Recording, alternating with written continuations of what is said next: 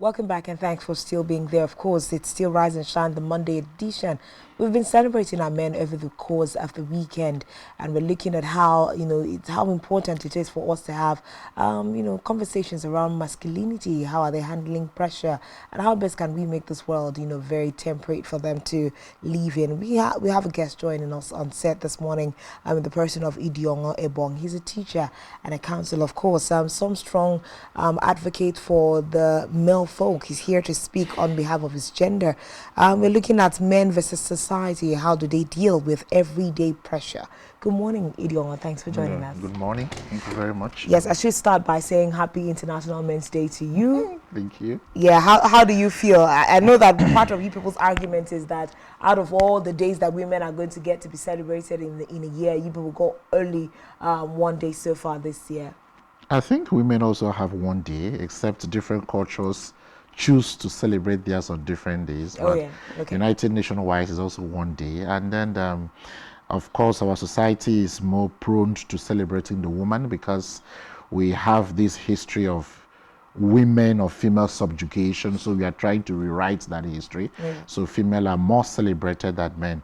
I think that's the reason why we have that. Okay, so this year's theme rather is zero male suicide for this year's International Day for men. Zero male suicide. So we have a percentage, quite a number of men committing suicide, and we have more. The mortality rate among men is really high as opposed to women who die yearly. What would you say is the primary cause for men under 40, especially committing suicide, and the prevalence is also really high in Africa? Yes. Fine. I love that last note. The prevalence is most often in Africa. Well, what is responsible for that is the social pressure. I think in different fora, I've made mention that the social pressure in the Nigerian society is 10 times the pressure we have outside this climb. So because of this pressure, and then men who cannot ignore or control social pressure fall the victim of suicide. That's what is responsible. Because so, would you highlight some of the pressure you're talking about? Number one, we live. The Nigerian man is an abandoned man, abandoned by his government, abused by his church. Okay, so we are here carrying all the responsibilities on our shoulders: a family responsibility, security of your family, education of your children, and the society has a high bar from your birth as a man that different from a woman. A woman has maybe one or two hunches over her back, which is number one, to be career, number two, maybe marriage. Number three may be to look beautiful, sacrificing comfort for beauty. Women do that. But for the man, it's not about those three hunches.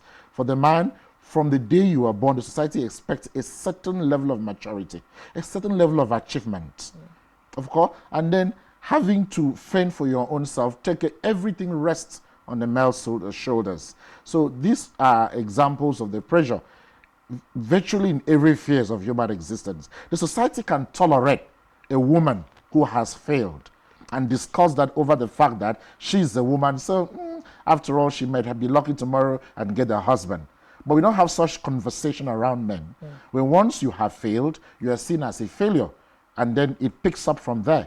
So I think if for us to be able to assist our society grow better, we have to de-emphasize on some of these things. Even to be very, very, of course, this is at the worst level.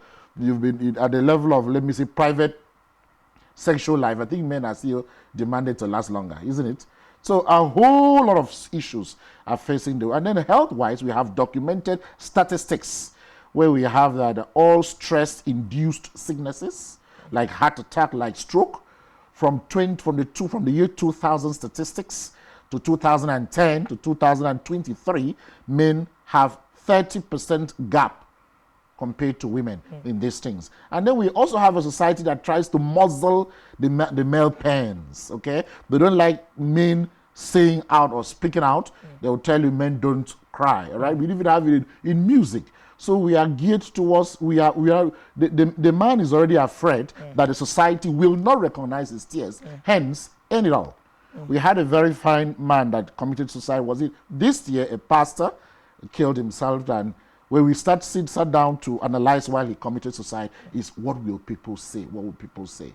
So those are examples or instances of social pressure that we have on the male folk. Okay, so something that you've enumerated is calling attention to the fact that men need to build community life for themselves.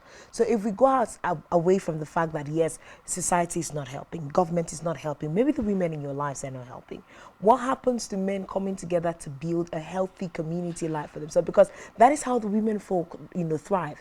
You get to a salon, you hear the women pour out their issues, so they don't keep it bottled up. They probably are not telling the men in their lives, but they have, they have expression points.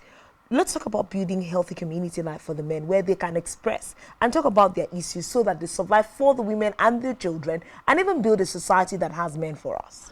It is not natural in man to express. It is natural in man to struggle. But are you sure that that's not something built also by information? Social index? Yes. No. Naturally, it is now that men are learning to speak up. And then those men who speak up are seen as people who don't have what to do. We men naturally are not built towards expression as they are built towards action. So male fraternities are not there as a social space for them to express themselves. Male fraternities rather are there as a space to share ideas on how to make it. So a frustrated, in quotes, man will not get to a male society, the male fraternity, to express himself as a voice therapy or a voicing therapy. Rather, if it enters, is to seek help, get a loan, try to work and pay back, So this is we wouldn't have that arena like we get into a barbing salon for a male and you see male talking about themselves. However, one or two of them or three or four can have drinking buddies where they could go out and sit down and then talk about. But those conversations don't help men. What do help them is that what do we do and how do we do it? So men are prone to action than expression, whereas women are prone to expression than action. So how then can we bring down the burden of suicide amongst our men? Like in this year's commemoration of the International Day for Our Men, what is that one thing that you would want men to do differently for themselves? What would you want the government to do differently for the men? What would you want the women to do differently for the men? Let's build, like I'll still say again, a healthy community where our men can thrive. Okay, I think you've mentioned it correctly. What men can do, what women can do, what government can do, what church can do. Because I don't always see it as a male thing or something that the men can correct. If you start from the government, I think the government would be helping matters if they create better agencies to look at the family or recognize the family in their policies. If you're talking of subsidy, for instance, what are you subsidizing? You're not subsidizing fuel as you're subsidizing existence and struggle. Because if you say, okay, fuel goes at 400 naira per liter or 300 naira per liter, the off-cut goes back to build the family. So will we ever have a government that will have a minister for family and human relation affairs that would sit down to say, no, this decision that you want to take, how can you be budgeting 30 million or 30 billion naira to feed the governor in 1 year? So can we have an establishment that will think more of the family? The Ministry of Women Affairs is more a charade, a culture for political advancement for women. They don't look at the family life. They don't look at men's health, women's health, children's health, and so on and so forth. What of education insurance? Do we have something like that? We don't. Health insurance, we can't explain where it's going to. Okay? So the man carries the security of his family, health, education, and every other thing on his shoulders. Can the government step in and just do their basic thing? We don't want the government to do something extraordinary. No. Let them do the basic thing. Take care of security so that we can spend less in fortifying our houses. Okay? Give education subsidy to our children so that we can do a little off-cut from school fees and school runs. Fix our hospitals so that if you have challenges for our family health challenges, we could access medical health for free. Those very small things will relieve the man.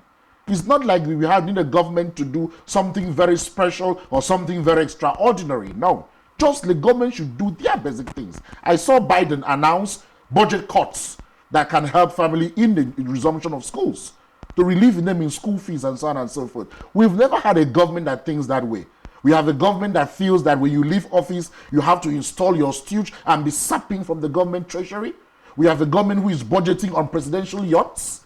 That's the issue we are talking about. And then for the women, if the women bring down maybe some of their social expectations, I recognize the power of the social media, actually. Because for instance, maybe in those days, if we do anything like maybe an extravagant wedding ceremony, it stops here. But now social media promotes those things and then affects us as we grow. So that's where we have the problem. Let people just do the basic things they need to do, and we thrive. And everybody's going to thrive. So one word from one brother to another. Men are listening to you this morning. If you were to give one advice to the men folk right now, what would those words be? Take it easy. Number one, take it easy. Number two, you're not in competition with anybody. Just face your life and leave. Number three, we do not have any marking scheme to mark your success and your failures. What we have is you being able to take care of existence for the 70 or the 80 or the 90 plus years that you will live. And just keep your mind steady and do the right thing. That's all. Since suicide was the focus of this year's conversation, I wanted to drop a word on suicide because just like you gave the example about the pastor. Suicide, there are two reasons for suicide. Number one, extreme depression, making it a mental illness situation, all right? So at one point in which you feel that you have failed, at a point in which you feel you have failed, it is good to speak up. That is the only Who will they be speaking up We to? have counselors everywhere. I am a counselor. Get any of the counselors online or tell them how you have failed.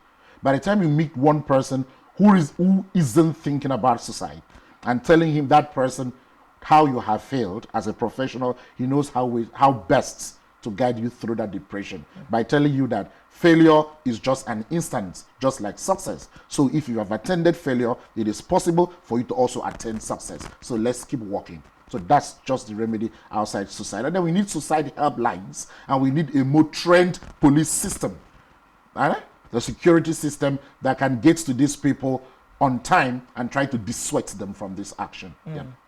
We need to build a more sensitive environment and more sensitive community, more masculine, inclusive community for the men around us. Our guest, Idiongo, is asking the women to be socially sensitive to their men and bring down some of the expectation that you have so that you have more husbands, more brothers and more fathers surviving the times. It's been such a short but strong conversation here with our guest this morning, who himself is a teacher and a counselor, like he rightly said, joining us this morning, Mr. Idiongo, giving us words on the International Day for celebrating our men. Thank you so much, Idiongo, for coming, spending such short time with us, but full of impact. Is worth all of the time that we've had with you this morning. Thank you. I do hope that your life is more beautiful and filled with all of the, cushioning that you need. Thank you so much. It's been such a beautiful Monday morning on Rise and Shine already. It's hurtful that we already have to go. I would love to have spoken with you for far longer, but this is the much that we can take this Monday morning. Until we return to your screens tomorrow morning, my name remains Uyai, and you can make sure you do all it takes to make your environment more comfortable for one man today. Bye-bye. We'll see you tomorrow.